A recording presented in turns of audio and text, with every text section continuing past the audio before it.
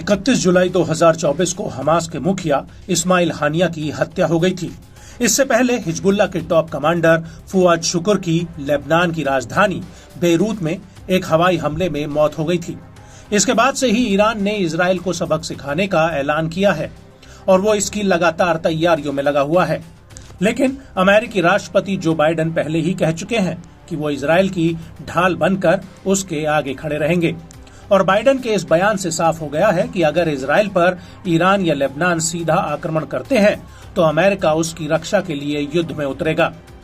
लेकिन अब इसको लेकर ईरान की परमाणु वार्ता के लिए बने प्रतिनिधि मंडल के सलाहकार मोहम्मद मरांडी ने एक बहुत बड़ा ऐलान किया है। दरअसल मरांडी ने TRT वर्ल्ड न्यूज को एक इंटरव्यू दिया है जिसमें उन्होंने साफ कहा है कि अगर अमेरिका इजराइल की रक्षा के लिए आगे आता है तो उसका मिडिल ईस्ट से सफाया हो जाएगा।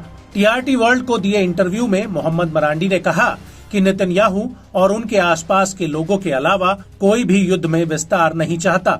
संघर्ष में वृद्धि का मतलब है विश्व की अर्थव्यवस्था का अंत होना। यदि अमेरिका ईरान पर किसी भी हमले में शामिल होता है तो इसमें कोई शक नहीं कि अमेरिका का इराक और फारस की खाड़ी में बने उसके ठिकानों से सफाया हो जाएगा और ऐसी सरकारें जो अमेरिकी सेना की मेजबानी करती है उनको भी तबाह कर दिया जाएगा। मरांडी ने आगे कहा कि ये छोटे शासन है, बहुत ही कमजोर तेल और गैस की संपत्ति वाले। अगर अमेरिका ईरान पर हमला करता है तो वे जिम्मेदार होंगे क्योंकि वो अमेरिकी ठिकानों की मेजबानी कर रहे हैं। वे जिम्मेदारी से बच नहीं सकते। और मरांडी ने आगे कहा कि अगर ये सच होता है तो अर्थव्यवस्था धराशायी हो जाएगी और ग्लोबल स्टॉक मार्केट में क्या चल रहा है ये किसी की आंखों से छिपा नहीं है। आपको बता दें कि मरांडी ने अमेरिका को नसीहत देते हुए कहा कि बेहतर है कि अमेरिका जो भी कर रहा है वो सोच समझ कर करे। मरांडी का कहना है कि हकीकत में ईरान के पास कोई विकल्प नहीं है, लेकिन इजराइल पर हमला करने से ईरान क्षेत्रीय युद्ध नहीं चाहता है। इस सब के बीच मरांडी का ये भी कहना है कि अमेरिका इजराइल को अत्याचार करने से रोक नहीं रहा है और इजराइल जो भी करता है अमेरिका उसे सुरक्षित करता है।